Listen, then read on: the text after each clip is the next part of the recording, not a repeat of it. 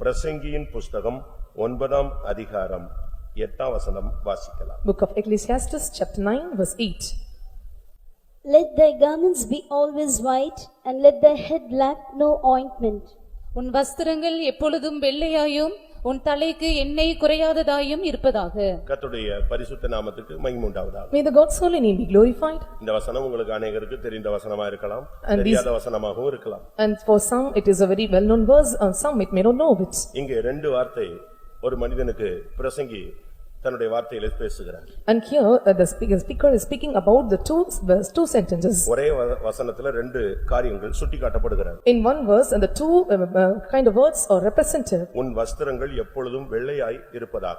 Let the garments be always white. உன் தலைக்கு எண்ணெய் குறையாததாய் இருப்பதாக. And let thy head lack no ointment.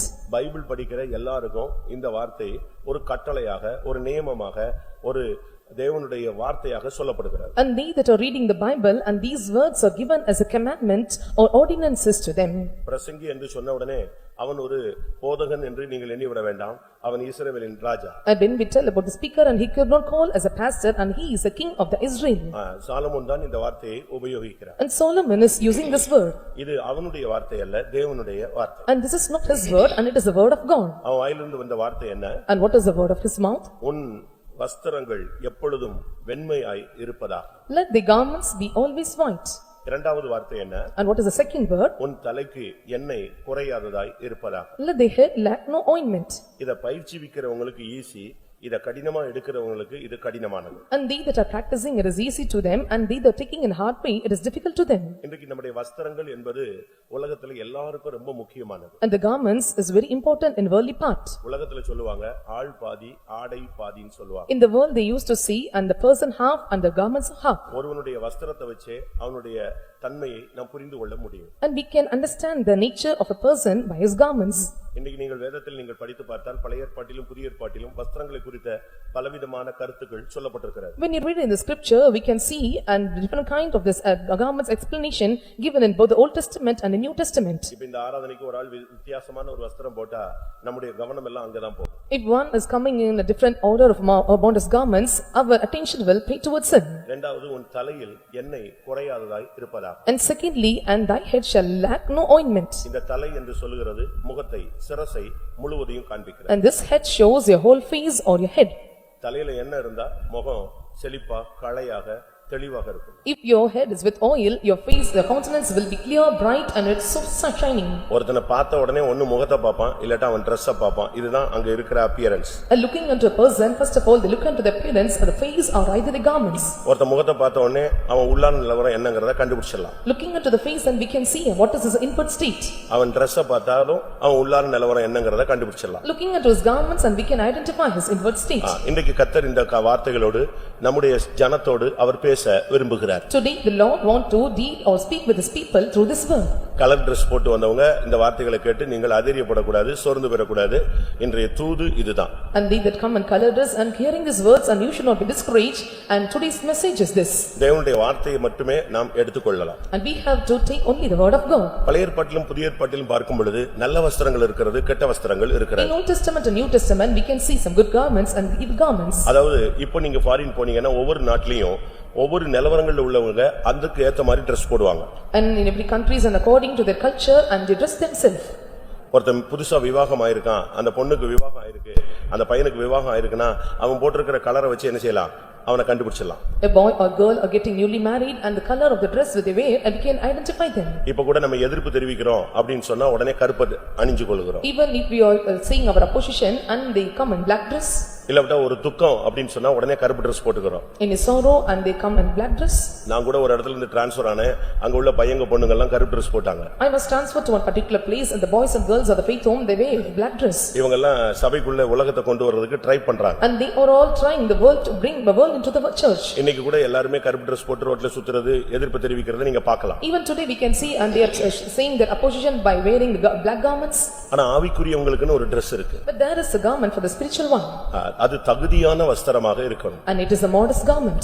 White தான் போடணும்ங்கறதுல ஒயிட்லயும் கூட தகுதி இல்லாம போடுறவங்க எத்தனையோ பேர் இருக்காங்க. And not only coming in white garments, even some they are unmodestly dressing in white garments. ஒரு பெண் தன்னை தகுதியான வஸ்திரங்களினால் அலங்கரிக்க வேண்டும் என்று வேதம் சொல்லுகிறது. So the scripture clearly says a girl have to adorn herself with modest garments. கர்த்தருடைய பரிசுத்த நாமத்துக்கு மகிமை உண்டாவதாக. May the God's holy name be glorified. ஒரு சிலருக்கு ரொம்ப Dress இருக்கும் ஆனாலும் கூட ஒரே Dress தான் திருப்பி திருப்பி போட்டு அப்படியே ஒரு மாதிரி சுத்திட்டே இருப்பாங்க. And some they have many dresses but still they wear only one dress and they will roam around like something.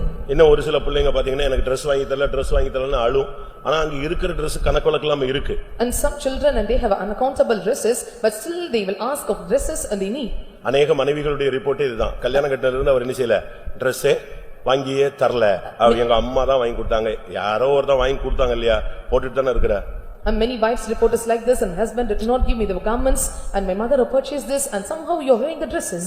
Bible சொல்லுகிறது உன்ட Dress சரியில்லைன்னு சொன்னா உனக்கு வஸ்திரங்களை நிர்வாணத்தை மூடிக்கொள்ள என்னுடைய வஸ்திரங்களை கேட்டு வாங்கிக்கொள் என்று வெளிப்படுத்தல் 3ஆம் அதிகாரத்தில் ஆவியானவர் லவோதிக்கேயா சபைக்கு பேசுகிறார். And to the Laodicea church the spirit of God is speaking to them in Revelation chapter 3, and if the garments are not proper to cover their nakedness and they have to cover themselves உன் மானம் காணப்படாதபடிக்கு உன் வஸ்திரத்தை காத்துக்கொள் என்று ஆவியானவர் சபைகளுக்கு சொல்லுகிறார். And the Lord is telling to the churches to keep their garments from nakedness and they have to cover them with the nakedness. கர்த்தருடைய பரிசுத்த நாமத்துக்கு மகிமை உண்டாவதாக. May the God's holy name be glorified. பழைய ஏற்பாட்டில் நீங்க பார்க்கும் பொழுது பழைய வஸ்திரங்களையே தரித்துக் கொண்டிருக்கிற ஒரு கூட்டத்தை நீங்க பார்க்கலாம். When you see in the Old Testament and we can see in some group of people and they were putting on their old garments. இப்ப நீங்க போனீங்கன்னா ஒரு கம்பெனிக்கு போனீங்கன்னா அங்க ஒரு யூனிஃபார்ம் இருக்கும். When you go to a company and there will be certain uniform. ஒரு ஸ்கூலுக்கு போனீங்கன்னா அதுக்கு ஒரு யூனிஃபார்ம் இருக்கும். When you go to school and there is a uniform. ஒவ்வொரு ஸ்கூலுக்கும் ஒவ்வொரு யூனிஃபார்ம் அவங்க அந்த பிள்ளைகளை வேறுபடுத்தி காண்பிப்பதற்காக அவங்க ஏற்படுத்தி இருக்காங்க. For every schools and they are having different colored uniforms to differentiate them schools. ஆனா காமராஜர் இந்த யூனிஃபார்மை கொண்டு வந்ததனுடைய நோக்கம் என்ன? But what is the purpose of Kamaraj to bring this uniform? எதுக்காக கொண்டு வந்தாரு? Why?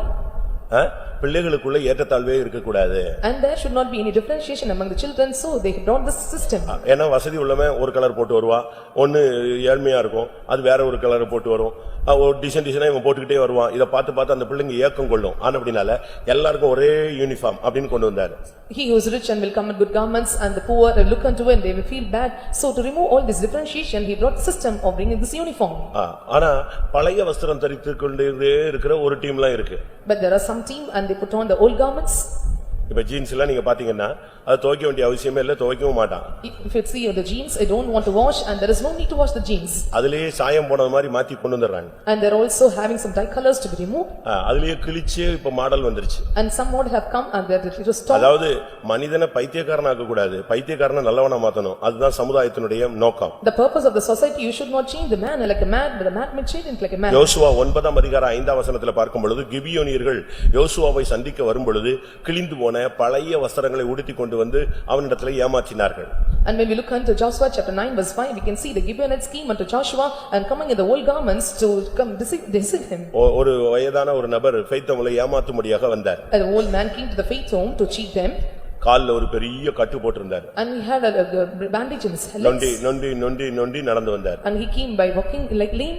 வந்து ஃபெய்த்தோம்ல சாப்பிட்டாரு. He came and ate the faith home. அவருக்கு சாப்பாடு கொடுக்கப்பட்டது, அவருக்கு உணவு பணம் கொடுக்கப்பட்டது. And food and money was provided to him.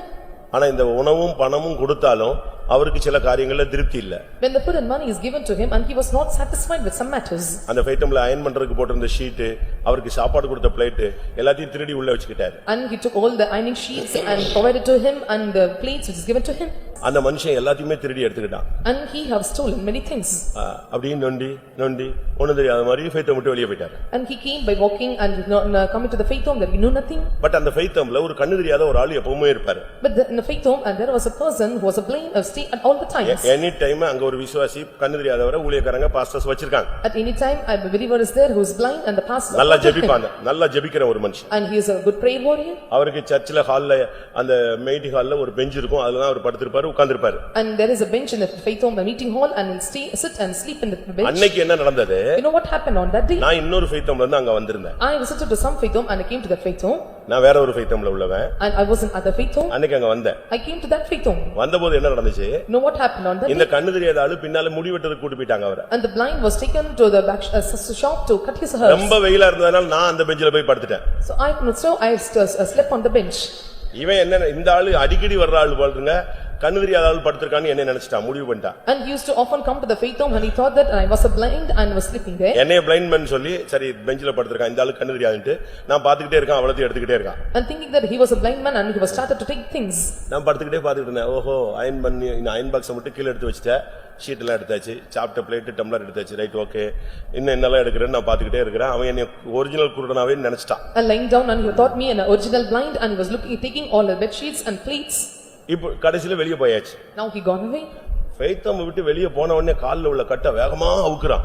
When he gone out of the faith home and he was removing the bandage from his legs. கால்ல ஒரு பெரிய பேண்டேஜ் இருக்கு, நொண்டி நொண்டி நொண்டி அப்படியே வந்ததெல்லாம். And there was a big bandage in his legs and he came by walking. வெளியே போன உடனே பாத்தீங்கன்னா எல்லா பேண்டேஜ் அவுத்துட்டான். சும்மா போறான் பாருங்க, எக்ஸ்பிரஸ் மாதிரி போறான், ஏன்னா பிடிச்சிட கூடாதுன்னு ஒரே போக்க பஸ் ஸ்டாண்டுக்கு போயிட்டான். When he went out of the faith home and was running to the west stand and he was keep running. நான் ஒரு பையன் அனுப்பி அவரை கூட்டு வந்து. I sent a boy and I called to call him back. இல்ல இல்ல எனக்கு அவசரமா இன்னொரு இடத்துக்கு போகணும், நான் வர முடியாதுன்னு போயிட்டேன். And he said urgently I want to go some other place, I could not come. திரும்பி பிடிச்சு கூட்டு வந்தோன்னு வெச்சுக்கோங்களேன். And if I called him back. இவங்க எல்லாம் இந்த பழைய வஸ்திரம் தரித்தவர்கள், வேஷம் போடுகிறவர்கள். And they that are having the old garments and they come in the different form. இப்படி தான் கிபியோனியர்கள் வந்து இந்த யோசுவாவிட்ட சொன்னாங்க, நாங்கெல்லாம் ரொம்ப தூரத்துல வந்தோம், நாங்க போடும்போது புது Dress-ஆ இருந்துச்சு, இப்போ இங்க வந்த உடனே எப்படி ஆயி போச்சு, பழசாயி போச்சு, வெயில்ல பட்டு அப்படியே பனியில பட்டு அப்படி ஆயிடுச்சு. அப்படி இப்படின்னு உடனே யோசுவா பார்த்தான், பாவம் இறக்க சுபாவம், அப்படியே நம்பி ஏமாந்துட்டான். And Joshua he is so merciful and looking and hearing all the words of this Gibeonites telling that they had only old garments and he had mercy towards them. நம்ம ஆளுங்க கூட ஒரு சிலர் எப்பவும் ஒரே Dress அப்படியே போட்டு சுத்துற ஆளுங்கள நீங்க பார்க்கலாம். Even our people we can see and they will come, they roam around in the single garments. பைபிள்ல ஒவ்வொரு சூழ்நிலைக்கும் ஒவ்வொரு Dress இருக்கு. In Bible for every situation and there are some garments. இப்பவும் கூட அந்த கல்ச்சர் ஃபாரின்ல இருக்கு. Even this culture is maintained in foreign countries. ஆனா இங்க பைபிள்ல அது தெளிவா இருக்கு. But it is clearly mentioned in the Bible. 2 Samuel 19:2ல பார்க்கும் பொழுது துக்க வஸ்திரம், துக்கப்படுகிறவங்க ஒரு வஸ்திரம் போடுவாங்க. In 2 Samuel chapter 19 verse 2 and we can see and they that are sorrowful or grieved and they will wear some garments. இல்லாவிட்டா 2 ராஜாக்கள் 25:29 பார்க்கும் பொழுது and 25 and 19 of First Kings. 2 ராஜாக்கள்ல நீங்க பார்க்கும் பொழுது 2 சாமுவேல் 14:2 பாருங்க. துக்க வஸ்திரங்களை உடுத்திக் கொண்டு ஒரு பெண் அங்கே வந்து இளவு கொண்டாடுகிறவள் போல வேஷம் போட்டாள். And women came in the form of these garments and came to mourning the dead. 2 ராஜாக்கள் 25:29 பார்க்கும் பொழுது 25:29 of 2 Kings. ஒரு ராஜாவா இருந்தான், அவன் சிக்கி கொண்ட பொழுது அவனுக்கு சிறைச்சாலை வஸ்திரம் கொடுக்கப்பட்டது. And he was a king when he was entangled and the prison garments are given to him. அப்ப பழைய வஸ்திரம், துக்க வஸ்திரம், அதே நேரத்துல சிறைச்சாலை வஸ்திரமும் உடுத்தினவர்கள் இருக்கிறார்கள். And there are some of the old garments and mourning apparel and the prison garments were given to them. இப்போ நீங்க ஜெயில்ல போனீங்கன்னா அந்த கைதிகளுடைய தண்டனைகளுக்கு ஏற்ற நம்ம Dress இருக்கு. Even today when you go to prison and we can see according to the punishment or judgment and the garments are differentiated. ஆயுள் கைதிகளுக்குன்னு ஒரு Dress இருக்கு. And they that are having for long period and they have some garments. அவங்களுக்குன்னு ஒரு நம்பர்லாம் கொடுத்திருப்பாங்க. A number is given to them. இன்னைக்கு உன்னுடைய வஸ்திரம் எப்படி இருக்கிறது? Today how are your garments? ஆதியாகமம் 38:19 பார்க்கும் பொழுது When we look at the Genesis chapter 38 verse 19. புருஷனை இழந்த ஒரு பெண் போடுகிற ஒரு Dress-ஐ சொல்லி இருக்கிறது. And the one who lost the husband and the woman having his apparel is mentioned. தன்னுடைய கைம்பெண்மைக்குரிய அவள் வஸ்திரங்களை உடுத்திக் கொண்டாள். And she put on the garments of fine vein. இன்னைக்கு இந்துக்கள்ல நீங்க இத பார்க்கலாம். And you can see this in the புருஷன் இறந்துட்டா அவங்களுக்கு சில சடங்காச்சாரங்கள் செஞ்சு இப்படி தான் Dress உடுத்தணும்ங்கற ஒரு முறைமையை வச்சிரறாங்க. And they are having some way or having some principle if the husband dies and they have to come on these garments. Such rituals are placed in Hindus. ஆனா இன்னைக்கு இந்துக்கள் கொஞ்சம் முற்போக்குவாதிகள் எழும்பின பொழுது அந்த பாரம்பரியத்தை உடைக்கறாங்க. But some for reformers when they came forward and they have broke all these rituals. யாக்கோபு 2 அதிகாரம் 2 வசனத்தை பார்க்கும்போது When we look into James chapter 2 verse 2. ஆலயத்துக்கு வருகிற மினுக்கான வஸ்திரம் போடுகிற ஒரு கூட்டத்தை அங்கே சுட்டிக்காட்டுகிறார். And we can see and they that are coming in the goodly apparel and they come to the church. இவங்க சர்ச்சுக்கு வரும்போது எப்படி வராங்க? When they come to the church how they come? பொன் மோதிரமும் மினுக்குள்ள வஸ்திரமும் தரித்திருக்கிற ஒரு மனுஷன் அங்கே உள்ளே வருகிறான். A man come to assembly, a man with gold ring and goodly apparel. ஆனா சர்ச்சில மினுக்குள்ள வஸ்திரங்களுக்கு தான் ரொம்ப மதிப்பு கொடுக்கிறதாக சொல்லப்பட்டிருக்கிறது. And it is said that they come in the goodly apparel and more importance is given to them. ஆனா Bible வேற எசேக்கியேல் 28 அதிகாரம் என்ன சொல்லுகிறது? But in book of Ezekiel chapter 28 what does it say? உன்னுடைய மினுக்கு உன்னுடைய ஞானத்தை கெடுக்கும் என்று சொல்கிறது. And it is said that and your shining will refrain your wisdom. ஆவிக்குரிய வாழ்க்கையில வந்துட்ட பிறகு After coming to the spiritual life, Ezekiel 28:17 28:17 of Ezekiel. உன் அழகினால் உன் இருதயம் மேட்டிமையாயிற்று, உன் மினுக்கினால் உன் ஞானத்தை கெடுத்தாய். நீ மினுக்கான வஸ்திரம் போடலாம், ஆனா நீ ஞானத்தை கெடுக்க ஆரம்பிப்பாய். And you can come in a goodly apparel and it may corrupt your wisdom. இன்னைக்கு எத்தனை பேர் இப்படிப்பட்ட வஸ்திரங்களை நீங்கள் உடுத்திக் கொள்கிறீர்கள்? Today how many are putting on such garments? உன்னுடைய வஸ்திரம் தான் உன்னுடைய ஜீவியத்தினுடைய பிரதிபலிப்பு. Your garments is the reflection of your life. அதனாலதான் ஆவிக்குரிய வாழ்க்கையில வந்துட்ட பிறகு நம்முடைய வஸ்திரம் ரொம்ப கவனமாக இருக்கணும். So after coming to the spiritual life, our garments must be very careful. நான் கடைசியா வெள்ளை வஸ்திரத்துக்கு வருவேன், நீங்க அப்ப வெள்ளை உடுத்தினவெல்லாம் பரிசுத்தவனான்னு கேப்பீங்க. மினிஸ்டர் எல்லாம் எல்லா எம்எல்ஏ வெள்ளை தான் போட்டிருக்கான் அப்படின்னு நீங்க கேட்கலாம். And at last I come to the white garments and you should not ask the question, coming in white garments, are they pure and holy? Even the ministers are coming in the white garments. கிறிஸ்தவர்களுக்கு பேரே minister white அப்படின்லாம் வந்துருச்சு. And the Christian name is called as the minister white. Christian ஒயிட்ல ministers எல்லாம் போடுறதுனால அதுக்கு என்ன பேரு? மினிஸ்டர் ஒயிட்லாம் பேர் வந்துருச்சு. And so they are called as the minister white, still they come in the white garments. அப்ப Dress வச்சு தான் ஒருத்தனை அந்த காலத்துல தீர்மானிக்கிற ஒரு பழக்கம் இருந்துச்சு. And keeping only the dress or looking into the garments and they are able to register the people. நீதிமொழிகள் 7ஆம் அதிகாரம் 10ஆம் வசனத்தை பார்க்கும் பொழுது ஒரு பெண்ணுடைய ஸ்டைல் என்ன, அவ கேரக்டர் என்னங்கறதை எதை வச்சு கண்டுபிடிக்கலாம்? அவ Dress வச்சு கண்டுபிடிச்சலாம். And looking unto the women, a style of the women, and we can look into the character through the garments. Proverbs chapter 7 verse 10. வேசியின் ஆடை ஆபரணம் தரித்த ஒரு பெண்ணை கண்டேன். Let them meet him, a woman with attire of an harlot, and அவ போட்டிருக்க Dressலயே அவ character என்ன அப்படிங்கறத கண்டுபிடிச்சிடலாம்னு பைபிள் சொல்லுது. the Bible says, and we can identify the character of the woman, how she attires herself. அதனாலதான் உங்க Dress வந்து ரொம்ப கவனமா இருக்கணும். So your garments must be very careful. உங்க Dressல தான் உங்களுடைய பரிசுத்தத்தின் ஒரு portion மறைஞ்சிருக்கு. Your portion, one part of the holiness portion is vested or hidden in the garments. தெய்வீகத்தினுடைய ஒரு பகுதி உன்னுடைய Dressல மறைஞ்சிருக்கு. The one part of the divineness is hidden in your garments. உன்னுடைய தெய்வீகத்தினுடைய ஒரு பிரதிபலிப்பு அதுக்குள்ள இருக்கு. The reflection of your divineness is inside the garments. அதனாலதான் நம்ம Dressக்கு அதிக முக்கியத்துவம் கொடுக்கிறோம். அது வேண்டாம், இது வேண்டாம், இப்படி போடு, இப்படி போடு, இப்படி போடாத, இப்படி போட்டது தப்பு, இப்படிலாம் நம்ம சொல்றோம். So we are giving more importance for dressing ourselves in our garments and must have come in this way and you must modestly, you must have these garments. இப்ப கூட யுனிவர்சிட்டிஸ்ல எல்லாம் கொண்டு வந்துட்டாங்க, உடைகளுக்கு என்ன உண்டு, கட்டுப்பாடு வேணும்னு சொல்றாங்க. Even in universities and they brought some rules and regulations for the garments. நான் உங்களுக்கு சொல்லி இருப்பேன். And I have told you. நம்முடைய விசுவாசி பொண்ணு ஒரு நாள் செகண்ட் இயர்ல காலேஜுக்கு போக மாட்டேன்னு சொல்லிட்டா. A believer girl in second year she said I will not go to college. சரி, அவங்க அம்மாவுக்கும் அவளுக்கும் பிரச்சனையில போக மாட்டேங்கறாளோன்னு யோசிச்சோம். And I thought because of the problem between father and mother she is not attending the college. படிப்பு அவளுக்கு ஒரு பிரச்சனையே கிடையாது. And studying is not a problem for her. ஏனா மூளைலாம் நல்லா தான் இருக்கு.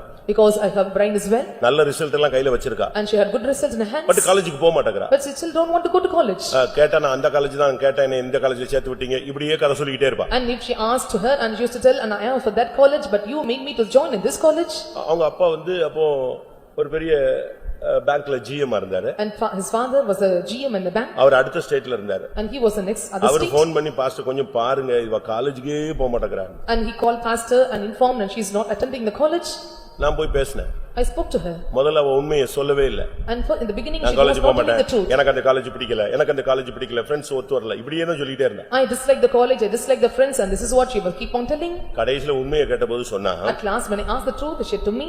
எனக்கு லாஸ்ட் பர்த்டேக்கு ஒரு விசுவாசி ஒரு சுடிதார் வாங்கி கொடுத்தாங்க.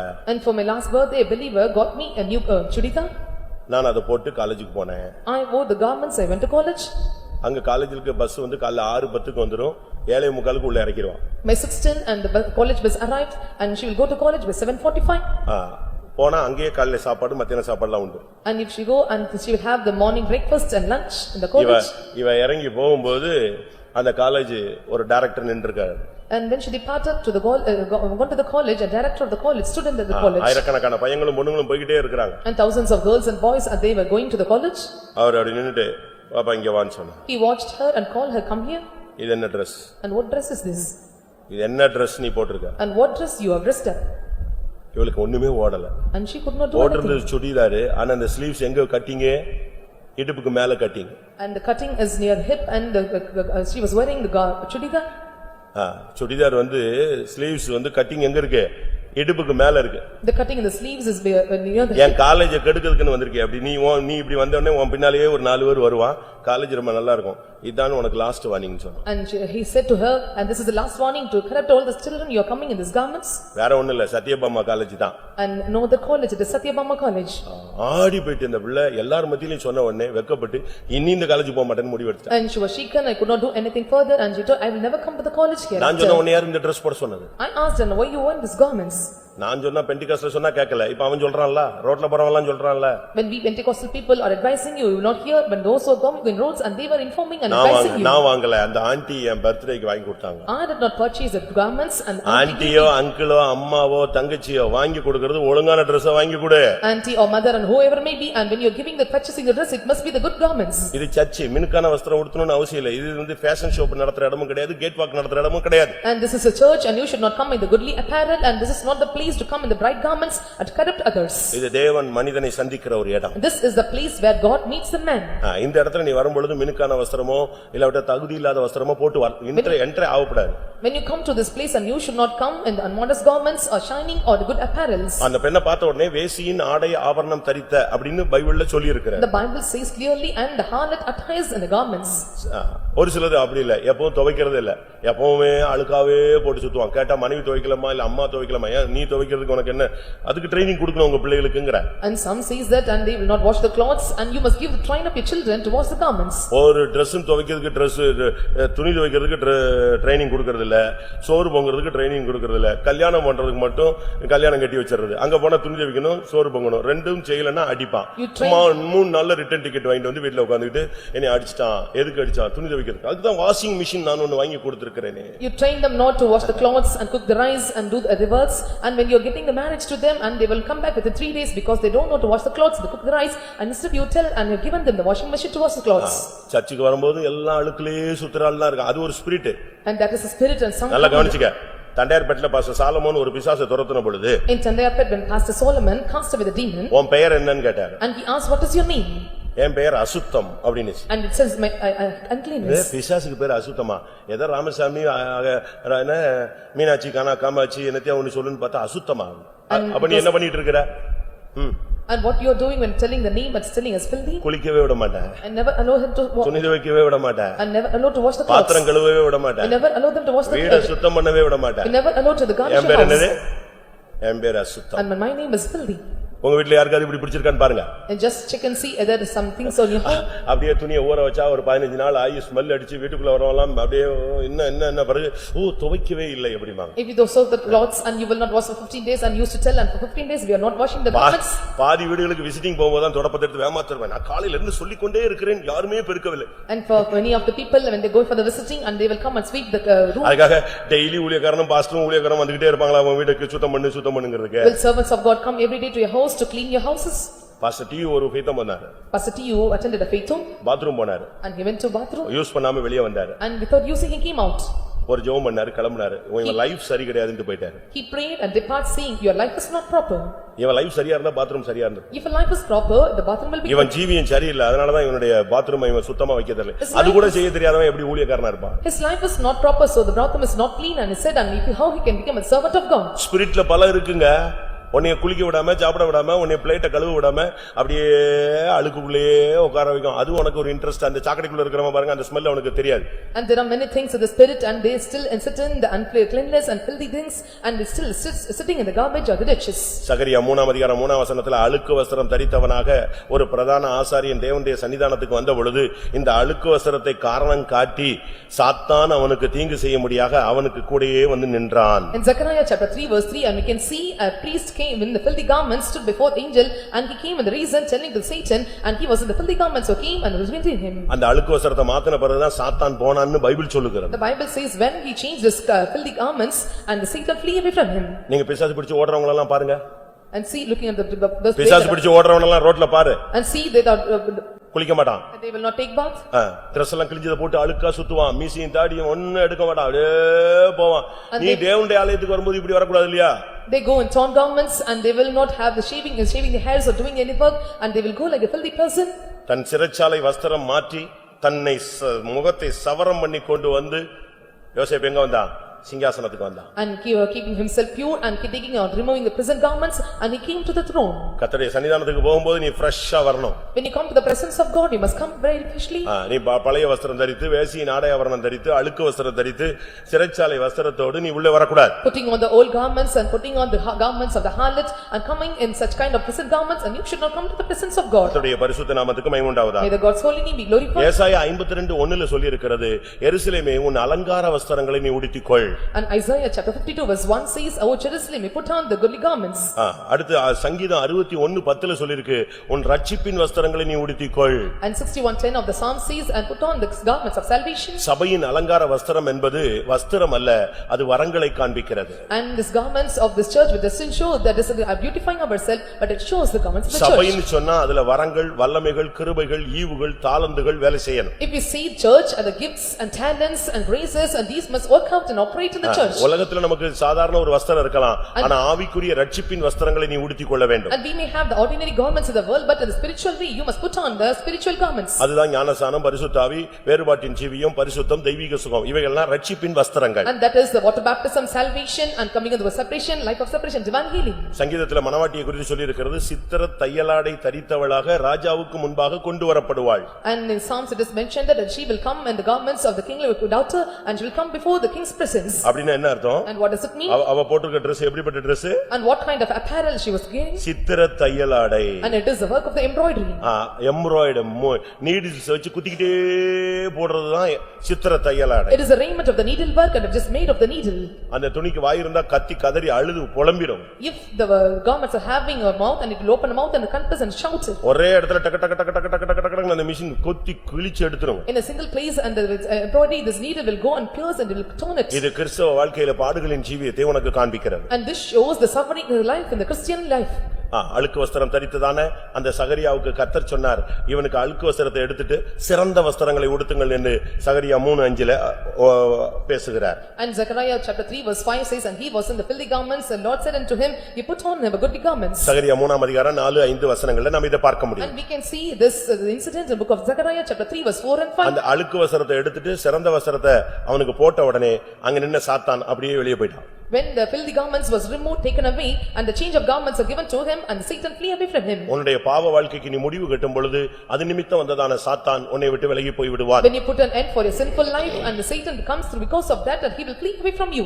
எஸ்தரின் புத்தகத்துல மொர்தெகாயை குறித்து பார்க்கும் பொழுது When we look into a book of Esther about Mordecai, அவனுக்கு ஒரு gate keeper, and he was a gatekeeper, அவனுக்குன்னு ஒரு யூனிஃபார்ம் இருந்தது. and there was a uniform given to him, அவன் ஒரு ஏழ்மையான மனுஷன், and he was a poor man, அவன் ஒரு அடிமை, and he was a slave. அவனுக்கு துக்கமான சூழ்நிலை வந்த பொழுது வஸ்திரங்களை எல்லாம் கிழித்துக் கொண்டான். When the sorrowful situation came, and he rent his garments. ஆனால் காரியம் மாறுதலாய் முடிந்த பொழுது, But when the matter was changed, turned over, தேவன் தன்னுடைய ஜனத்துக்காக எழுந்தருளின பொழுது, when the Lord raised up for the people, Esther 8:15 பார்க்கும் பொழுது ராஜவஸ்திரம் தரித்தவனாய் வெளியே வந்தான். as the book of Esther chapter 8 verse 15 we can see, and he came with the presence of king in royal apparel. உன்னுடைய Dress-ஐ பார்த்தாலே நீ ஒரு பெண்டிகாஸ்ட் அப்படினு சொல்லணும். And looking unto your apparel, they must say that you are a Pentecost. நீங்க சென்னைக்கு போனீங்கன்னா When you go to Chennai, சாரோல் Naoroji அவங்க சபை இருக்கு. and there is a church of Sarah Navroji, Kellys பக்கத்துல குட்டியப்பன் தெருவுல இருக்கு. and near this Pudiyappan near Kellis, it was there. Maximum எல்லாரும் அந்த சபையை சிஸ்டர் சர்ச்னு தான் சொல்லுவாங்க. At maximum they used to call it as a sister's church. அவங்க நம்மட்ட தான் இருந்தாங்க. And she was in our congregation. சபையில ஒரு சூழ்நிலை வந்த பொழுது அவங்க வெளியே போய் சபைகள் தொடங்கினாங்க. When some problems came in our church, and she went out of the church, and she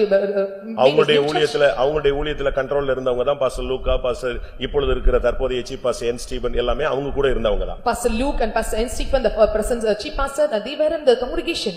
அவங்க சர்ச்சில் உள்ள சகோதரிகளை கண்டுபிடிக்கணும்னா, and to identify the sisters of the congregation, ஒருத்தருடைய இடுப்பு வெளியே தெரியாது, and none of the hip will shown out. அவங்க சர்ச்சுக்கு நீங்க போற அப்படி பாத்தீங்கன்னா இந்த சைடுல சிபிஎம்ல போறது நீங்க பார்க்கலாம். ஒரே இடத்துல ஜங்ஷன் மாதிரி இப்படி இருக்கும். இப்படி குட்டியப்பன் தெருவுக்கு ஆளுங்க போவாங்க, இப்படி பெராக்கா ஸ்ட்ரீட்டுக்கு கெல்லிஸுக்கு நம்ம ஆளுங்க வருவாங்க. And it is a junction, and they will go to this Pudiyappan street and to this Beraka road, they come to our church. அங்க போறவங்க சர்ச்சுக்கு அந்த சர்ச்சில் உள்ள நுழையிற சகோதரிகளை பாத்தீங்கன்னா ஒரு எல்லா ஊழியக்காரங்க மாதிரி Dress போட்டுப்பாங்க. The sisters, they are attending the church, and they will come like a sister, the servants of God, they wear in apparel. அவங்க அப்படி ட்ரைனிங் கொடுத்து வச்சிருக்காங்க. And they were given such training to them. உன்னுடைய உடை உன்னுடைய அடையாளம். And your garments is your sign. உன்னுடைய உடைய பார்த்த உடனே இன்னாரு இந்த சர்ச் அப்படின்னு கண்டுபிடிச்சிடலாம். Looking unto your garments and they will must identify this person belong to this particular church. எலியாவை பார்க்கணும்னா ஒட்டகமயிர் உடை உடுத்திருப்பான். And looking into Elijah we can see and he will wear this யோவான் ஸ்நானனை பார்க்கணும்னா ஒட்டகமயிர் உடை உடுத்திருப்பான். And when we look into John the Baptist and we can look at the garments அதுபோல of the Pentecost காரனுக்குன்னு ஒரு உடை இருக்கு, அது எப்பொழுதும் வெள்ளையாகி இருக்கும். There is a garment for the Pentecostal people and it is always white. மத்தேயு 22ஆம் அதிகாரம் 11ஆம் வசனத்துல பார்க்கும் பொழுது கல்யாண வஸ்திரம்னு ஒரு வஸ்திரம் இருக்கு. When we look into Matthew chapter 22 verse 11 we can see the marriage apparel. நம்ம விசுவாசிகள் அப்படி வச்சிருக்காங்க. இங்க வரும்போது ஒயிட், கல்யாணத்துக்கு போறதுக்குன்னு கொஞ்சம் பட்டுக்கிட்டு எல்லாம் வாங்கி வச்சிருக்கிற டீம் எல்லாம் கொஞ்சம் இருக்கு.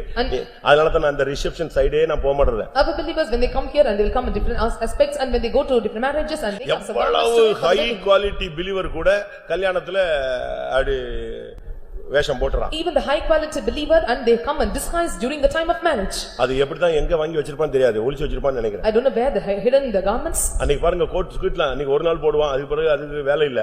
அப்படி டெய்லி இப்படி வேலூர்ல போட்டு போனா எல்லாரும் கலத்தி எறிஞ்சிடுவான். And only one particular day they can wear the garments and the other days when they go they will stone it. நீங்க கல்யாண வஸ்திரம்னு வஸ்திரம். And there is a garment called wedding garment. இது கல்யாண அந்த காலத்துல கல்யாண வஸ்திரம் வந்து வாங்கி கொடுப்பாங்க. அந்த Dress போட்டு தான் அவங்க எங்க போவாங்க, உள்ள போவாங்க. And those times and they will purchase them a wedding garments only with the garments that they can get it in the wedding hall. கர்த்தருடைய பரிசுத்த நாமத்துக்கு மகிமை May the உண்டாவதாக. God's holy name be glorified. தேவனுடைய Dress எப்படி? And what is the dress of God? அடுத்த ஸ்டைலுக்கு நம்ம இப்ப வர போறோம். We come to the next time. தேவன் என்ன Dress போட்டிருந்தார்? And what are garments the Lord own? அவருடைய Dress உறைந்த மலையைப் போல வெண்மையாக இருந்தது. And his garments is like a snow white as snow. தானியேல் 7ஆம் அதிகாரம் 9ஆம் வசனம். Book of Daniel chapter 7 verse 9. நான் பார்த்துக் கொண்டிருக்கையில் சிங்காசனங்கள் வைக்கப்பட்டது, நீண்ட ஆயுசுள்ளவர் வீற்றிருந்தார். அவருடைய வஸ்திரம் உறைந்த மலையைப் போலவும் அவருடைய சிரசின் மயிர் வெண்மையாகவும் பஞ்சை போல துப்புரவாகவும் இருந்தது. அவருடைய வஸ்திரம் உறைந்த பஞ்சை போல அப்படியே ஸ்னோ பனிக்கட்டி மாதிரி வெள்ளவெளேன்னு இருந்துச்சு. Whose garment was white as snow like a snow. எப்படி இருக்கும்? இதுதான் பிதாவினுடைய Dress. And this is the garment of Father. இயேசு இந்த உலகத்துல இருக்கும்போது ஒரு Dress போட்டிருந்தாரு. When Jesus was in this world and he wore some garments. அவர் யூதனாக இருந்தபடினால அவங்க Dress ஸ்டைலா இருக்கும். He was a Jew and their dress is style. ஒரு முழு நீள அங்கி போட்டிருப்பாங்க. And they will have the garments to the foot. ஆணோ பெண்ணோ எல்லாம் முழு நீள அங்கி போட்டிருக்கும். And it is a male or female and they will have the இதுக்கு garments. மேல ஒரு மேல் வஸ்திரம் போட்டிருப்பாங்க. And they will have the apparel to covering themselves. இதுதான் இயேசுவினுடைய Dress. And this is the garment of Jesus. அதனால தான் பைபிள்ல சொல்லி இருக்கிறது. And this is what Bible says. இந்த முழு நீள அங்கியை கிழிக்க வேண்டாம்னு சொல்லி அவங்க என்ன செஞ்சிட்டாங்க, சீட்டு போட்டு கொண்டார்கள். And they don't want to tow the garments which is so long and they have cast lot. அந்த Dress பார்த்தாங்க கலத்திட்டு. And they took the garments. அது முழுவதும் எங்கேயுமே என்ன செய்ய கிடையாது, தையல் கிடையாது, முழுசும் நெஞ்சது. And there was no stitching, it was completely weaved. அத கிழிக்கிறதுக்கு அவங்களுக்கு மனசு இல்ல. And they don't have heart to rent it. அந்த Dress கிடைச்ச 4 போர்ச்சகன்னு சொன்னா நமக்கு எது கிழிக்கணும், நம்ம நெஞ்சிக்கலாம். And the four soldiers said சீட்டு போடுவோம், யாருக்கு வருதோ வச்சுக்கலாம். And four soldiers said that we don't want to tear the garments and we'll cast a lot and for whom name the Lord மேல் wants us to take the மேல் garments. வஸ்திரம் ஒன்னு போட்டிருந்தாரு. And he made her covering himself. அதை என்ன செய்து கொண்டார்கள், தங்களிடத்து என்ன செஞ்சிட்டாங்க, பங்கிட்டு கொண்டார்கள். கிழிச்சிட்டான், பாதி பாதியா கிழிச்சு 4 பேர் எடுத்துட்டான். And they tore and to divide into 4 and they divided among themselves. ஆனா இயேசு இந்த உலகத்தில் இருக்கும் பொழுது இப்படி Dress போட்டிருந்தாரு. ஆனா அவர் Dress அப்படியே வெண்மையாய் மாறின ஒரு நேரம் இருந்தது. When Jesus was in this world and there was a time when her garments were become very pure. அவருடைய Dress எப்படி வெள்ளையா மாறினது? And how his garments become very pure white? பைபிள்ல நீங்க பார்க்கும் பொழுது பல இடங்கள்ல அது குறித்த வார்த்தைகள் சொல்லப்பட்டிருக்கிறது. When we read in the Bible and this word is mentioned in many places. அவருடைய Dress வெள்ளையா இருந்ததுன்னு வாசிங்க பார்க்கலாம். அவர் ஜெபித்துக் கொண்டிருந்த பொழுது, when he prayed, அப்பொழுது அவருடைய வஸ்திரம் வெண்மை. மத்தேயு 17:2க்கு போவாங்க. அவர்களுக்கு முன்பாக மறுரூபமானார். அவர் முகம் சூரியனைப் போல பிரகாசித்தது. அவர் வஸ்திரம் வெளிச்சத்தைப் போல வெண்மையாயிற்று. வெண்மையாயிட்டு அப்படியே பிரைட்டா மாறிடுச்சு, ஒயிட்டா மாறிடுச்சு. His raiment was white as the light and became white. பரலோகத்தில் இருக்கிறவங்களும் நம்மள மாதிரி கலர் Dress எல்லாம் போடுறது இல்லங்க. And they that are in heaven and they will not have a white garments as we wear. அதே மாதிரி தூதர்களும் நம்மள மாதிரி கலர் Dress போட்டு சுத்திட்டு இருக்கிறது இல்ல. And even the angels and they will not go in the color garments that we wear. கொரியால ஒரு சர்ச்சுக்கு போனீங்கன்னா அது வாட்டுக்கு பொண்ணுங்க ஒவ்வொரு கொயருக்கும் ஒவ்வொரு பாட்டுக்கும் டான்ஸ் ஆடுவாங்க. In Korea when you go to some churches and for every songs and they are dancing. அதுக்கு ஒவ்வொரு யூனிஃபார்ம் வச்சிருந்தாங்க. And uniform is given to them. லீஜே ராக் சர்ச்சுக்குலாம் நீங்க போனீங்கன்னா When you go to Lee J Rock பாத்தீங்கன்னா ஒரு பாட்டு தொடங்கிச்சுனா நம்ம கை தட்டிட்டு இருக்கோம், உட்கார்ந்துட்டு இருக்கோம் இல்லையா, அவங்க அப்படிலாம் கிடையாது. அவங்க எல்லாம் எந்திரிச்சு நின்னு அப்படியே கை ஷேக் பண்ணிட்டே இருப்பாங்க. அந்த கேர்ள்ஸ் அதுக்குன்னு ஒரு டீம் இருக்கு, அது ஒரு Dress போட்டு என்ன செய்யும், ஆபாசமா இல்ல, அப்படி இங்க இருந்து அங்க ஓடுவாங்க, இங்க இருந்து அங்க ஓடுவாங்க, அப்படியே அந்த ஷாலை ஓட்டிக்கிட்டே போகும். இதெல்லாம் அது ஒரு டிசைனா இருக்கும். When you go to Legion Rock Church and when they are singing the songs and some girls are appointed for that, they come in uniform and they'll dance and they sing and they're not in the upper dress but in the neat dress. ஒரு ஆள் கேட்டான், நீங்க என்னங்க இது சர்ச்சில் போய் இப்படி dance இங்க இருந்து அங்க இருந்து ஓடுது, அங்க இருந்து இங்க ஓடுது. அப்ப அவர் சொன்னாரு, பரலோகத்துல பார்த்தேன் தேவதூதர்கள் இப்படித்தான் அங்க இருந்து இங்க போறாங்க, அங்க தேவதூதர் போனா அது கரெக்ட், நீ இங்க ஓடுற. One asked the pastor why your people are roaming around in the church and he said in the heaven angels are roaming around here and there dancing and same scheme I kept and the angels are going there and why you are having the scheme in this church. நீங்க யோசிச்சு பாருங்க. You just think and see. தேவதூதர்களுடைய Dress எப்படி இருந்தது and how were the garments of angels. தேவதூதர்களுடைய Dress மத்தேயு 28:3ல பார்க்கும் பொழுது, when we look unto Matthew chapter 28 verse 3, மத்தேயு 28:3, அவனுடைய ரூபம் மின்னல் போலவும் அவனுடைய வஸ்திரம் உறைந்த மலையைப் போல வெண்மையாகவும் இருந்தது. தேவன் என்ன Dress போட்டிருக்காரோ அதே உறைந்த மலையை பாருங்க, யார் Dress போட்டிருந்தா? தேவதூதர்கள் போட்டிருந்தாங்க. and how God have the raiment and the same the angels also have the raiment white as snow. இயேசு இந்த உலகத்தில் இருந்தாலும் அவருடைய Dress வெண்மையாக மாறினார். when Jesus was in this world and his garments became white. லூக்கா 24:4 நீங்க இத பார்க்கலாம். we can see the same incident in book of Luke chapter 24 verse 4. பிரகாசம், it was shining. அப்போஸ்தலர் 10:30 பிரகாசமான வஸ்திரம் தரித்தவனை நான் பார்த்தேன். and 10:30 of Acts we can see and they that wear in shining garments. அப்போஸ்தலர் 1:10ல பார்க்கும் பொழுது, when you look into Acts 1:10, அங்கே இயேசு எடுத்துக்கொள்ளப்படுகிறார். அங்கே தூதர்கள் நின்னு பேச ஆரம்பிச்சாங்க. வெண்மை வஸ்திரம் தரித்தவர்களாக அவர்கள் பேச ஆரம்பித்தார்கள். and there Jesus was taken up and we can see the two angels stood by there with white apparel. இன்னைக்கு நம்ம ஆளுங்க எல்லாம் பாருங்க, சிலர்லாம் பனியன்ல என்னெல்லாமோ எழுதி வச்சிருப்பான். and some of our people and they have written something on their banian. அப்படிதானே? கொஞ்ச நாளைக்கு முன்னால கண்டுகொண்டேன் அப்படின்னு போட்டு இருந்தாங்க. in once I saw a kandukonde. நான் கண்டுகொண்டேன் அப்படின்னு கொஞ்ச நாளுக்கு முன்னால ஒரு இயக்கம் மாதிரி போட்டுட்டு சுத்தின டீம்லாம் இருந்துச்சு. and there was a mission and they were going around by giving the name as non kandukonde. இப்ப பொண்ணுங்க பையங்க எல்லாம் காட்டு மாட்டுத்தனமான வார்த்தைகள் எல்லாம் சட்டையிலயும் ஜீன்ஸ்லயும் டி-ஷர்ட்லயும் போட்டு சுத்துது. now the girls and boys are they roaming around with the t-shirts and having this jeans pant with very ugly words. ஆண்டவருடைய Dressல King of Kings அப்படின்னு எழுதி இருந்துச்சு. and the garments of our Lord will be the King of Kings.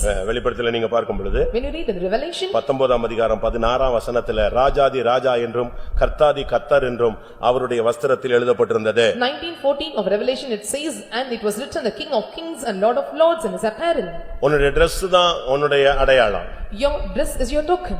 உன்னுடைய Dressல ஒரு பிரதிஷ்டை இருக்கணும். and there must be consecration in your garments. எப்படியும் உடுத்தலாம், ஆனா இப்படி தான் உடுத்தணும்னு பைபிள் சொல்லுகிறது. and you can apparel yourself but it should be in the modest way. உன் வஸ்திரம் எப்பொழுதும் வெள்ளையாய் இருப்பதாக. let your garments be white always. நீங்க பாருங்க, ரொம்ப முக்கியமான இடங்கள் எல்லாம் ஒயிட் தான் uniform. in many important places we can see the white is kept as a uniform. அப்படிதானே? is it so? கரெக்ட் தானே? டாக்டர்ஸ் எல்லாருக்கும் என்ன யூனிஃபார்ம் போட்டுருக்காங்க? White and white. and what is the uniform doctors and they come in white. Lawyer எல்லாம் white and white போடணும், ஆனா கொஞ்சம் குழப்பமா இருக்கறனால அதுக்கு மேல என்னது போட்டு வந்துருவா? சட்டம் ஒரு இருட்டறை, அதனால கருப்பா போட்டு வருவா. and the lawyers and they must come in white garments and it was some confusion so they will cover themselves with black garments. உயர்ந்த ஸ்தானத்துல இருக்கிற எல்லாரும் ஒயிட் அண்ட் ஒயிட்ல இருக்காங்க. they that are in high position they are in white and white. ஆனா தமிழ்நாட்டுல புருஷன் செத்துட்டா தான் ஒயிட் உடுத்தணும்னு ஒரு மூட நம்பிக்கை வச்சு ஜனத்தையே கெடுத்து வச்சிருக்காங்க. but in Tamil Nadu there is a superstitious belief and they spoil the people when the husband they died and they must come in white garments. இன்னைக்கு கூட நம்ம விசுவாசிகள்ல புருஷனும் விசுவாசி, மனைவி விசுவாசி, மனைவியை ஒயிட் போட விடாம இருக்கிற புருஷன்கள் இன்னைக்கு இந்த சபையில இருக்கானு தெரியல, பல சபைகள்ல இருக்காங்க. in many churches we can see some of the believers and both husband and wife are saved and still they and the husband do not allow the wife to come in white garments. ஒரு சகோதரி சொல்லிருக்கு, pastor அடிக்கடி ஒயிட்ங்கறாரு, எனக்கு ஒரே ஒரு white Dress எடுத்து கொடுங்களான்னு. நான் செத்தா சொந்தக்காரங்க வந்து எடுத்து கொடுத்துட்டு போவான் ஐயே அப்படிட்டா. and one sister said and I want to desire to come in white garments and give me purchase me white garments. ஆனா இவர் மட்டும் எது போட்டு வருவாரு? but he will come in white and white. இவர் மட்டும் எது போட்டு வருவாரு? ஒயிட் அண்ட் ஒயிட் போட்டு வருவாரு. but he comes in white and white. அப்போ உலகத்துல ஒரு முறை வச்சா மனைவி செத்தா நீ ஒயிட் அண்ட் ஒயிட் போடணும் புருஷன் அப்படின்னு இருந்தா பரவாயில்ல. if there is a புருஷன் செத்தா மட்டும் மனைவி ஒயிட் அண்ட் ஒயிட் போடணும்னா அது ஒரு பார்ஷியாலிட்டி தானே. and if there is an order if the husband dies and the wife can come in white garments and the wife also dies must husband come in white, this is a partiality. கர்த்தருடைய பரிசுத்த நாமத்துக்கு மகிமை may the உண்டாவதாக. God's holy name be glorified.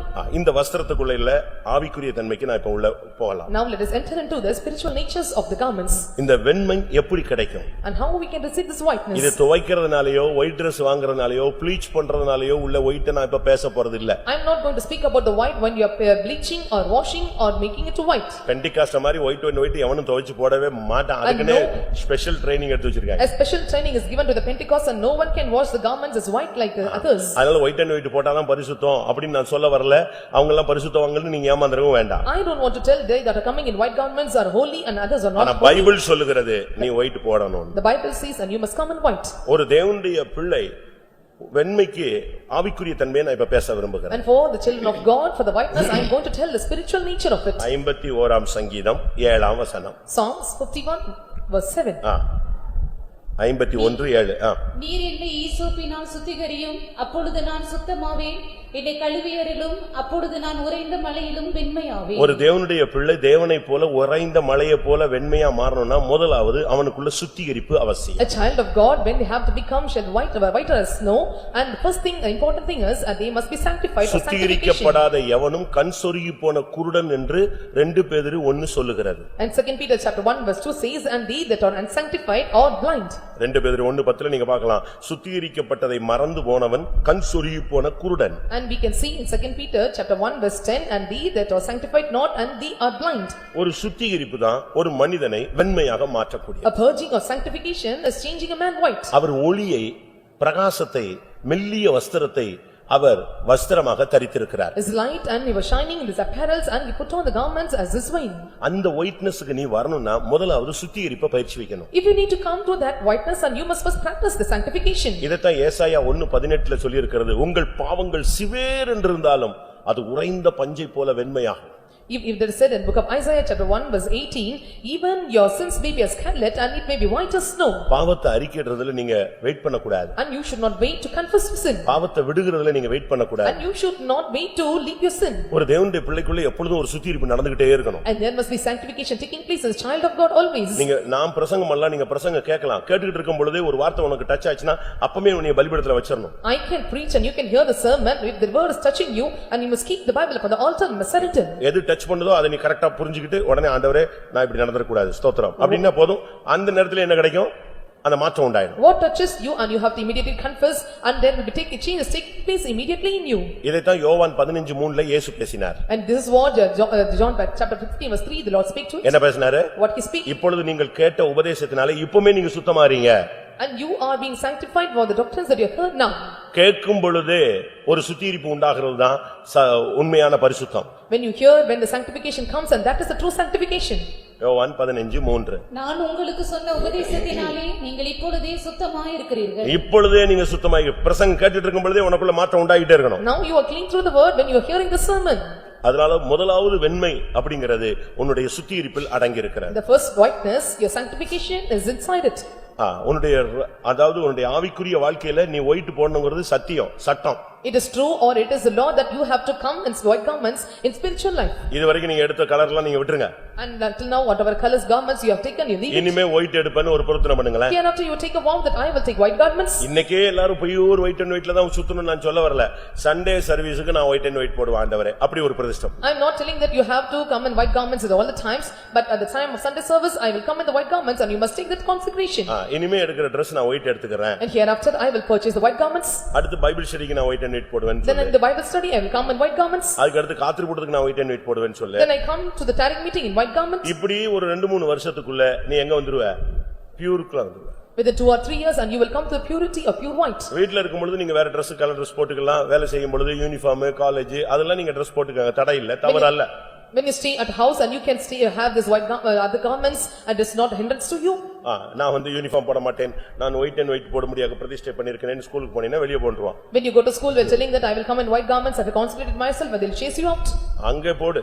You can wear there. உனக்கு போடுறதுக்கு எங்கெல்லாம் வாய்ப்பு கிடைக்கோ அங்கெல்லாம் ஒயிட் போடு. And wherever you are getting chances to come, go in white garments and you must put on the white garments. இன்னைக்கு எத்தனை பேர் அப்படி உங்களால மாற்ற முடியும்? And how many can change yourself like this? செத்துட்டா மட்டும் நம்ம ஆளுங்க எல்லாருக்கும் ஒயிட் அண்ட் ஒயிட் போட்டு விட்டுறானே பாவம், பதில் பேச மாட்டாம்ல. If they die and they put on the white garments because he will not reply anything. நம்ம விசுவாசி இப்ப செத்துட்டாருன்னா நம்ம என்ன பண்றோம்? அவன் ஒழுங்குலாவும் செத்து போயிட்டா கூட பாஸ்டர் நீங்க வந்து அடக்கம் பண்ணணும்னா பார்த்தா போனா அன்னைக்கு பார்த்தா அவரு மீசை ஈசெல்லாம் எடுத்து அழகா பியூர் விசுவாசியா படுத்து தூங்கிட்டு இருக்கான். If the believer dies and they will dress themselves and white garments and taking the mustache and he will be like a pure believer. இரண்டாவது உன்னுடைய பொருத்தனை உன்னை வெண்மையாக்கும். Secondly, your vows will make you pure. புலம்பல் 4 அதிகாரம் 7 வசனத்தை பார்க்கும் பொழுது Looking unto Lamentation chapter 4 verse 7.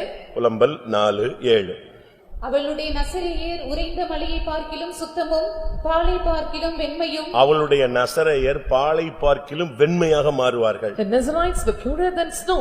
நசரேயங்கிறது ஒரு விரதம், ஒரு பொருத்தனையை காண்பிக்கிறது. And Nazarite shows and it is a vow. என்னாகமோ 6 அதிகாரத்துல நீங்க அதை பார்க்க முடியும். You can see in book of Numbers chapter 6. அங்க நீங்க அது ஃபுல்லா நசரேய விரதத்தை பத்தி உள்ள subject. And it is subject of the vow of the Nazarites. அப்ப இதுல இருந்து என்ன விளங்கிக் கொள்றோம்? What do we understand from this? ஒரு தேவனுடைய மனுஷனை அவன் சுத்திகரிக்கும் பொழுது அவனுக்கு வெண்மை கிடைக்கிறது. When a child of God, when he is sanctifying and he is getting that whiteness.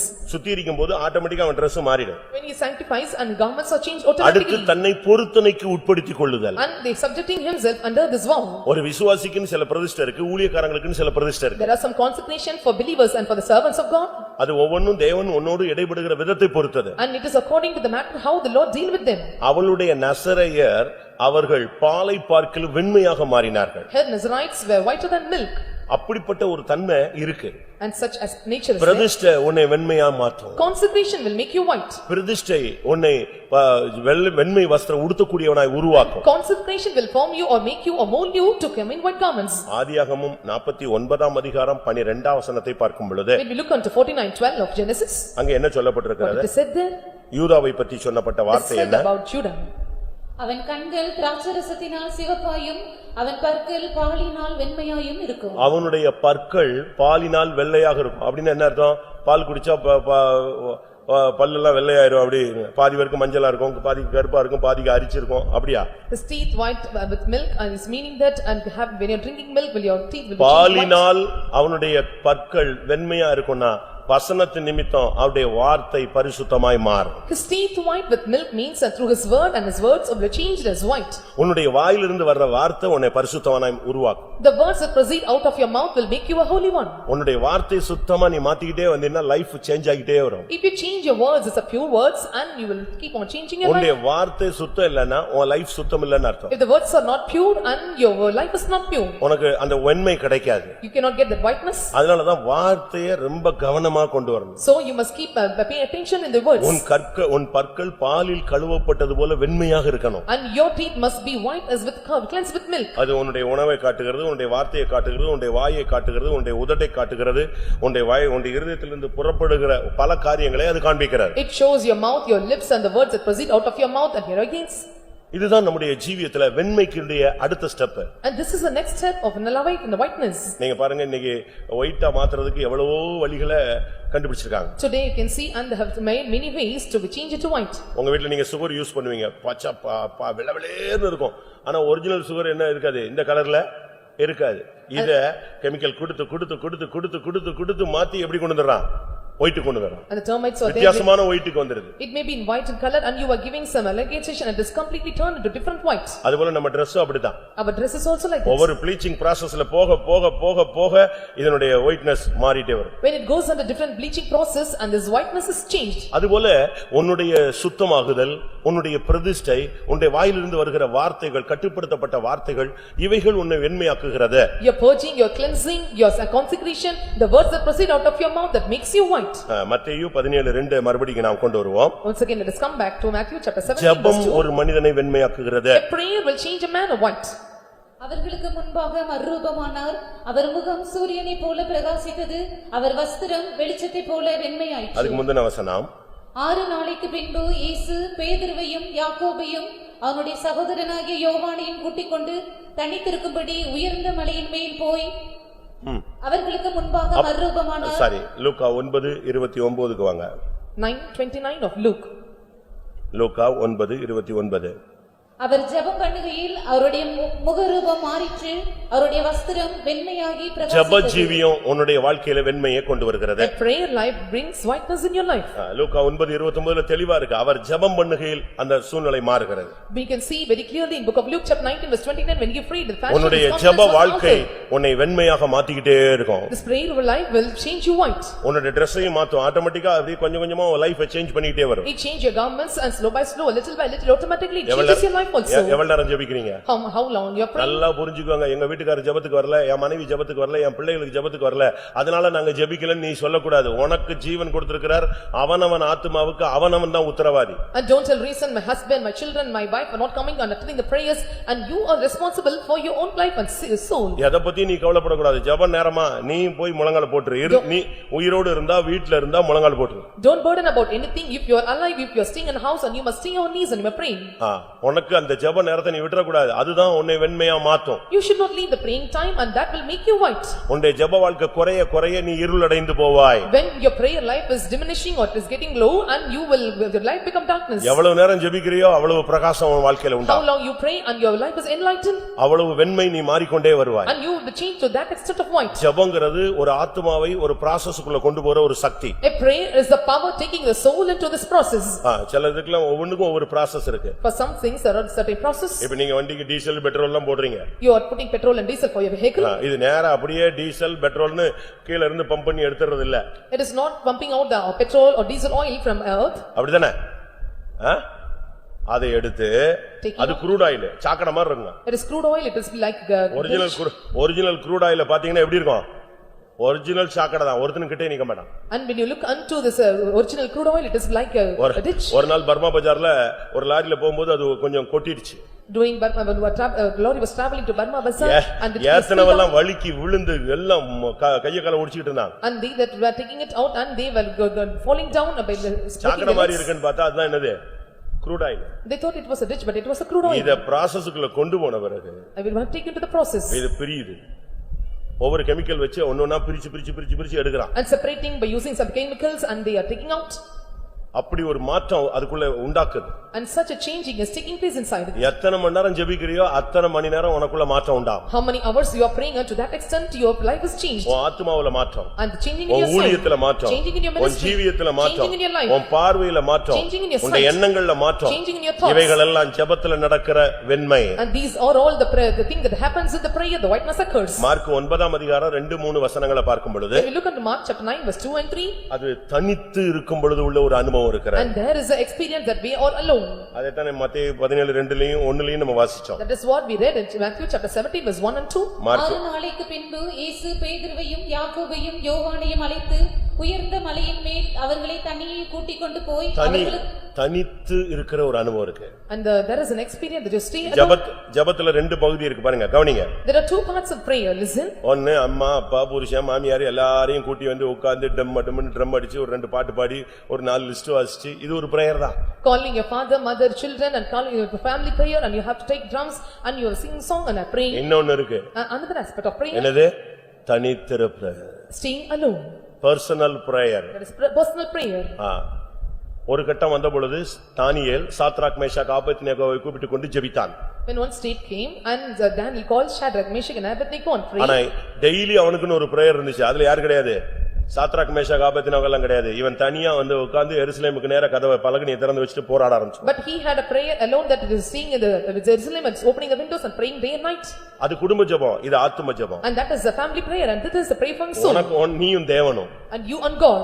யாக்கோபு அப்படிப்பட்ட ஒரு இடத்துக்கு வந்த பிறகு தான் லைஃப்ல சேஞ்ச் வந்தது. When James came to that place and changes take place in his தன்னுடைய life. மனைவி பிள்ளை ஆடு மாடு எல்லாத்தையும் ஓர வச்சிட்டு தனித்து தேவனோடு நின்னான். Keeping apart the wife and children and have everyone, he kept alone and stood in the place. இந்த தனித்து உண்டாக்க ஜெபம் எதை உண்டாக்கும்? And this a personal prayer and what it makes? அது மறுரூபத்தை உண்டாக்கும். It makes a transfiguration. உன் வாழ்க்கையில சேஞ்சிங் வரணும்னா தனித்து ஜெபம் பண்ணணும். If you want changes in life and you must pray alone. அவர் தனித்து ஜெபம் பண்ணும் பொழுது அவர் மறுரூபமாகி காண்பித்தார். When he prayed apart than themselves and he was transfigured. அப்பொழுது அவருடைய முகம் வெண்மையாய் மாறிற்று. And his face was changed white. அப்ப இதிலிருந்து என்ன விளங்கிக் கொள்றோம்? What do we understand from this? ஆதியாகமம் 32ஆம் அதிகாரம் 23ஆம் வசனத்தை பார்க்கும் பொழுது, When we look at the 32:23 of Genesis. 24ஆம் வசனத்தையும் பார்க்கும் பொழுது, Verse 24. யாக்கோபு பிந்தி தனித்திருந்தான். And Jacob and he was went out. அதுதான் அன்னைக்கு தான் அவனுக்கு 20 வருஷ பகையை மாற்றக்கூடிய ஒரு கிருபை கிடைச்சது. And there he got the grace to change the hatred that happened for 20 years. அதுதான் வாழ்வின் மறுரூபம். And that is a transfiguration of life. யாரை நான் பார்க்க மாட்டேன், யாரை பேச மாட்டேன், யார் முகத்துல விழிக்க மாட்டேன்னு ஊரை விட்டு ஓடினானோ இன்னைக்கு அவனை சந்திக்கிறதுக்கு வர்றான். இன்னைக்கு அவனுக்கு அந்த இடத்துல தாழ்ந்து போகிறதுக்கு ஒரு கிருபை கிடைச்சது. அதுதான் அவனுடைய வாழ்வின் மறுரூபம். மண்டபம். To whom I will not meet, that whom I will not speak. And when he had this chance, and when he was coming to the place alone, and the transfiguration or changes take place in him, and that is the transformation. தானியேல் அடுத்ததாக தானியேல் 7ஆம் அதிகாரம் 9ஆம் வசனத்தை பார்க்கும் பொழுது, When we look at the book of Daniel chapter 7 verse 9, இல்லாவிட்டா வெளிப்படுத்தல் 1:14 பார்க்கும் பொழுது, or book of Revelation chapter 1 verse 14, ஆண்டவருடைய சிரசை பாருங்கள். and look unto the head of the Lord.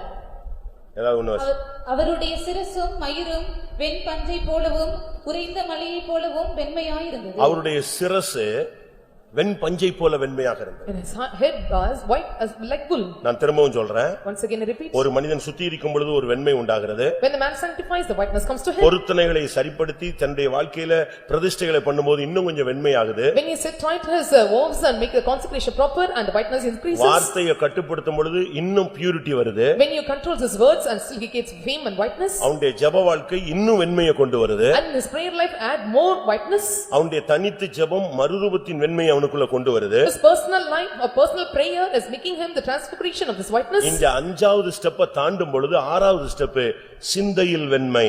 When he crosses the 5th step and coming to the 6th step, and there is a purity or whiteness in his thoughts. அவருடைய சிரசு எப்படி இருந்துச்சு? வெண்பஞ்சை போல வெண்மையாக இருந்தது. How his head is, and his head is white as like a wool. எப்படிப்பட்ட ஒரு வெண்மையை அவருடைய சிரசுல வச்சிருந்தார் பாரு. And see what kind of whiteness he had in his head. கிறிஸ்தவ வாழ்க்கையில சிந்தையில் பரிசுத்தம் தேவை. And coming to the Christian life, and we must have the purity in our thoughts. பழைய ஏற்பாட்டில செயல்களுக்கு நியாய தீர்ப்பு. In Old Testament for the deeds and the judgment. புதிய ஏற்பாட்டில சிந்தைகளுக்கு நியாய தீர்ப்பு. But in New Testament the judgment for the thoughts. பழைய ஏற்பாட்டில் விபச்சாரம் செய்யாதே என்று உங்களுக்கு சொல்லப்பட்டதை நீங்கள் பூர்வத்தாருக்கு சொல்லப்பட்டதை நீங்கள் கேள்விப்பட்டிருப்பீர்கள். And you heard to the ancestors said to them, commit not adultery. நான் உங்களுக்கு சொல்கிறேன் இயேசு சொன்னார். And Jesus said, I say unto you. நான் என்ன சொல்றேன்?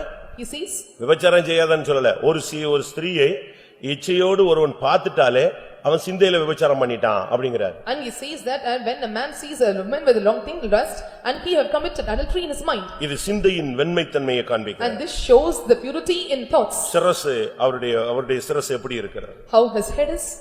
7வதாக, Seventhly, இதுதான் பூரணமான பியூர் ஒயிட். அதுக்கு ஈடு இணையே கிடையாது. and this is the pure white, and there is no comparison or there is no comparison with it. இப்ப நீங்க இங்க பாருங்களேன். இங்க இருக்கிற பிரதர்ஸ் போட்டிருக்கிற ஒயிட் Dressக்கும் சிஸ்டர்ஸ் போட்டிருக்கிற ஒயிட் Dressக்கும் ஒவ்வொன்றுக்கும் ஒவ்வொரு ஊழியக்காரங்கள் போட்டிருக்கிறதுலயே ஒயிட்ல என்ன இருக்கும்? கொஞ்சம் பலசுனா கொஞ்சம் டிம்மா இருக்கும். கொஞ்சம் நல்லா துவைக்கலன்னா அப்படி சோப் வாட்டரோடயே காய போட்டு எடுத்துட்டு வந்தா அதுக்கு ஏத்த மாதிரி அது ஒரு மேப் போட்டுட்டு உட்கார்ந்துட்டு இருக்கோம். இப்படி எல்லாருக்கும் இந்த பாருங்க, எல்லாரும் Dress போட்டிருக்கீங்க ஒயிட். கொஞ்சம் ஐவரி இருக்கும், ஒன்னு டிம் இருக்கும், ஒன்னு லைட்டா சேர்ந்து சாண்டல்லாம் இருக்கும். All are in white garments, and you can see some differentiation in the white garments that you are wearing. இருக்கா? அப்ப இதுலயே வித்தியாசம் இருக்கு. And there is difference in it. இதே போல வெண்மையில கொஞ்சம் கொஞ்சமா நீங்க பூரணத்துக்கு வரணும். And likewise in whiteness, and slow by slow or little by little you must attain the perfection. அப்படி வரும் பொழுது ஒன்னு ஸ்டெப் தான் நான் இப்ப உங்களுக்கு சொன்னேன். When you are coming, and step by step I have told you this. 7th step. 7th step. வெளிப்படுத்தல் 3ஆம் அதிகாரம் 5ஆம் வசனம். Revelation chapter 3 verse 5. வெளிப்படுத்தல் 3:5 என்ன சொல்லி இருக்கிறது? And what it is said in book of Revelation chapter 3 verse 5. ஜெயங்கொள்ளுகிறவன் எவனோ அவனுக்கு வெண் வஸ்திரம் தரிப்பிக்கப்படும். ஜெய ஜீவியம் ஒரு வெண்மையை காண்பிக்கிறது. Overcoming life shows the whiteness. இதுதான் final round. And this is the final round. நம்மளுங்க ஃபர்ஸ்ட் ரவுண்ட் செகண்ட் ரவுண்ட்ல அடிச்சிட்டு வந்தறான். அது பிறகு வேலை கிடைக்காம வீட்ல உட்கார்ந்திருக்கான். என்னன்னு கேட்டா அடுத்த ரவுண்டே கூப்பிடல. And some they comes the first round and second round and last round they are not calling them. IT ஃபீல்ட்ல இருக்கிறவங்களுக்கு தெரியும், இந்த கம்பெனில இன்டர்வியூ போறவங்களுக்கு தெரியும். First round pass, second round pass, third round pass, அடுத்த ரவுண்ட் HR கூப்பிடவே மாட்டாங்க. And they that are in IT field, they know first round, second round pass, and final round the HR will not call them. அப்படிதானே? இதே மாதிரி நமக்கு வெண்மைக்கு 7 round இருக்கு. For whiteness there are 7 rounds. 7வது round ஜெய ஜீவியம். And 7th round is overcoming life. ஜெயங்கொள்ளுகிறவன் எவனோ அவனுக்கு வெண் வஸ்திரம் தரிப்பிக்கப்படும். And he that overcometh and the white shall be clothed with the white garment. இந்த ஒயிட் தான் அங்க சிங்காசனத்துல வீற்றிருக்கிற ஒயிட்டுக்கு என்னது? Equal. And this white is equal to the one who sat on the throne in white garment. மத்த ஒயிட்ல என்ன வராது? மத்த ஒயிட்ல கொஞ்சம் dim அடிச்சிட்டே தான் வருங்க. And other white garments will go dim and dim. நல்லா புரிஞ்சுக்கங்க, சத்தியத்தை விளங்கிக் கொள்வீங்கன்னு நான் விசுவாசிக்கிறேன். I believe that you are understanding the truth well. அப்படி சிந்தையில ஒருத்தன் ஜெயிச்சிட்டு வர்றான் அப்படினா அவன் ஜெயிச்சிட்டான். If you want to overcome in the thoughts, and he was the overcomer, a conqueror. அவனுடைய ஜெய ஜீவியம் அவர் சிங்காசனத்தில் வீற்றிருக்கிற அந்த பரலோகத்தில் இருக்கிற வெள்ளையங்கி தெரித்த ஒரு கூட்டத்தோடு உன்னை இணைச்சு விடும். His overcoming life will take you or mingle with you, the one group of people that are sat on the throne with the overcomers. தூதர்கள் வெண்ணங்கி தெரித்தவர்களாய் இருந்தார்கள். Now the angels, they were the one, they wore the white அங்க இருக்கிற garments. பரிசுத்தவான்கள் வெள்ளையங்கி தெரித்தவர்களாய் இருந்தார்கள். And the saints of God, they were clothed in white garments. சிங்காசனத்துல வீற்றிருக்கிறவர் வெண் வஸ்திரம் தரித்திருந்தார். He that is sitting on the throne and were having this white garments. இன்னைக்கு எத்தனை பேர் முடிவெடுக்கிறீங்க? How many are taking decision வருவோம் now? பிரசங்கிக்கு வருவோம். 9ஆம் அதிகாரம் 8ஆம் வசனம் சொல்லுகிறது, Let us உன் come back. வஸ்திரம் எப்பொழுதும் இதுக்கு அடையாளமா இனிமேல் அது ஒயிட் அண்ட் ஒயிட் போடு. Let us come back to Ecclesiastes chapter 9 verse 8. At least you come back to the white garments. You try yourself. First step எடுத்து வை. You take the first step. நீ கொஞ்சம் இனிஷியேட் பண்ணி வரணுங்க. You must initiate yourself and must come நீ forward. முயற்சி கொஞ்சமாவது எடுக்கணும். You must try a little. நான் சர்ச்சுக்கு ஒயிட் அண்ட் ஒயிட் போடுவேன், வெளியே காலேஜுக்குலாம் வேற Dress போட்டேன். When I come to the church, I used to come in white garments. When I go to college, I go in color garments. என்னை ரோட்ல பார்த்துட்டு ஒரு விசுவாசி போய் சொல்லி கொடுத்துட்டான். And looking unto me in the road, and he will say, இவன் இங்க வரும்போது தான் ஒயிட் அண்ட் ஒயிட் வர்றான், வெளியே போய் பாருங்க இவன்ட்டாங்க. and he comes inside, he come in white garments, he going others, so you can see how he was. எனக்கு கிறிஸ்மஸ்க்கு எங்க அண்ணா ஒரு Dress எடுத்து கொடுத்தாரு. At the time of Christmas, my brother got me a dress. அப்போ நான் college படிக்கல, நான் 10th தான் லீவ்ல இருந்தேன். எனக்கு ஒரு blackல white stripes போட்டு ஒரு ஷர்ட் வாங்கி கொடுத்தாரு. I was in 10th holidays, and he got me purchased me a shirt with stripes in black color ஆனா நான் shirt. ஊழியக்காரங்களோட கூடயே எப்பொழுதும் இருந்தேன். And I was with the servants of God all the times. அன்னைக்கு Christmas சர்வீஸ்க்கு போயிட்டாங்க. I went to the Christmas service. முடிஞ்ச உடனே எங்க பிரதரை பார்த்து சோத்திரம்னே. At the end, I saluted my brother. அவர் என்னை ஒரு லுக் விட்டாரு. And he gazed me. அப்படியே பார்த்தாரு. கொஞ்சம் தள்ளி நில்லு தம்பி, எனக்கு வெக்கமா இருக்கு, கொஞ்சம் தள்ளி நில்லு, பிறகு பேசுவோம் அப்படின்றார். He stared at me and said, "You go aside and we'll speak later." அன்னையோட சர்ச்சுக்கு கலர் Dress விட்டேன். ஓஞ்சி போச்சு. அன்னையோட பிரதிஷ்டை பண்ணிட்டேன். இனிமே சர்ச்சுக்கு என்ன Dressல வரக்கூடாது, கலர் Dressல வரக்கூடாது. From that day itself, when I made a consecration, I vowed that I will come only in white garments and not in color garments. இன்னைக்கு நம்ம எத்தனை பேர் பிரதிஷ்டை பண்ணலாம்? How many can consecrate ourselves like this? ஏழ்மையானவங்க வீட்ல போய் சண்டைய போட்டு pastor சொல்லிட்டாருன்னு இன்னைக்கு நைட்டே சண்டைய போட்டு எனக்கு Dress வாங்கி தன்னு பிடிச்சிடாதீங்க. They that are poor and don't quarrel among yourself by telling that they will say this way and I come not in the garments. இனிமேல் உனக்கு எடுக்க வாய்ப்பு கிடைக்கும் பொழுது எப்படி எடு? white and white எடுங்க. When you get the chance to take more garments, and you must take in this white garments. ஒரு பிரதிஷ்டை பண்ணுங்க, சண்டேக்கு மட்டும் நான் ஒயிட் போடுறேன்னு சொல்லு. And make a vow that I will come on Sunday in white garments. சண்டேலயாவது நான் உன்னை பெண்டிகாஸ்டா பார்க்கறேன், பைபிள் ஷெல்ல உன்னை சிஎஸ்ஐயா பாத்துக்கறேன், காத்திருப்பூட்டத்துல ஆர்சியா பாத்துக்கறேன். எப்படி கொஞ்சம் மாத்தி பாத்துக்கறேன் உன்னை. ஒரு டைம் வரும் பொழுது நீங்க ஜெயஜீவியத்துக்கு வந்துட்டீங்கன்னா எங்க வந்துருவீங்க? ஈக்குவல் ஆயிடுவீங்க. When time comes and you are attaining this overcoming life and you are equal to it. வஸ்திரம் வெண்மையாய் இருக்கிறவனையும் எண்ணெய் குறையாதவனையும் தான் அவர் எடுத்துக்கொள்ள முடியும். And they the garments that are white and they that look no even head when they can be taken up. ஜெயங்கொள்ளுகிறவன் எவனோ அவன் என்னோடு கூட என்னுடைய சிங்காசனத்தில் உட்காரும்படி அவனுக்கு அருள் செய்யப்படும். He that overcometh and I will be given to him to sit on my throne. ஒரு 2-3 நிமிடம் கர்த்தருடைய கரத்துல நாம் சமர்ப்பிப்போம். 2 or 3 minutes let us surrender the hands of the Lord. இந்த மெசேஜ்ல உங்களுக்கு டச்சிங் ஆனத கர்த்தருடைய சமூகத்துல வச்சு போராடுங்க. The words that touched you, you must keep in the presence of God. You must struggle and strive hard. எல்லாரும் முடிந்தா முழங்கால் போட முடிஞ்சவங்க எல்லாரும் worship பண்ணுங்க. They that are able to stand on knees, you stand on knees and worship him. ஒரு அபிஷேகம். And one anointing. சாதாரண அபிஷேகம் அல்ல. And not an ordinary anointing. சரியான ஒரு அபிஷேகம் வரணும். A right anointing must come down. ஜெயங்கொள்ளுகிறவன் He that overcometh. அவனுக்கு வெண்வஸ்திரம் கொடுக்கப்படும். The white garments shall be given to him. எத்தனை பேருக்கு அப்படிப்பட்ட ஒரு லைஃப் தேவை? How many want such a life? இந்த வசனத்தினுடைய வல்லமை இறங்கணும்னு சொல்றவங்க உங்க கையை உயர்த்துங்க. And they that want the power of the word of God must come down, lift up your hands. நீங்க எந்த நிலவரத்துல இருந்தாலும் கர்த்தர் இந்த வசனத்துக்குரிய ஜீவனை உனக்குள்ள தந்து உன்னை மாற்ற அவருக்கு முடியும். You may be in any kind of state, the Lord is well able to give the life of this word of God and can change you to any state. தேவனுடைய கிருபை உன்னை சந்திக்க போகிறது. The God's grace is going to visit you now. அவருடைய இரக்கங்கள் உன்னை சந்திக்க His போகிறது. mercy is going to visit you now.